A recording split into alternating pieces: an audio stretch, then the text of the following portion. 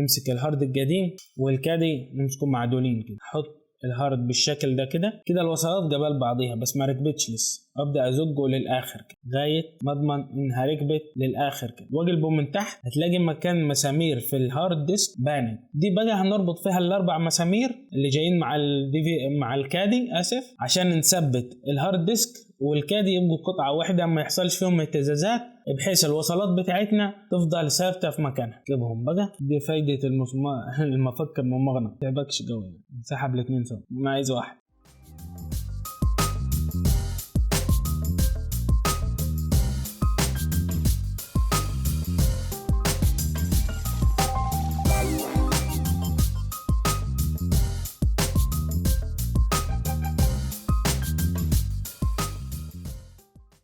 أكد بس على المسامير آخر مرة عشان أضمن إن الهارد ثبت في مكانه ما يتحركش بس. وكده الهارد والكادي بقيوا قطعة واحدة وهيركبوا مكان الدي في دي. هركبه بقى كده. أنا عايز بس أرفع لكم اللاب، خلوا بالكم مثلا هنا الفتحة دي هتظهر الرجل بتاعته لما تدخل اللي احنا ركبناها،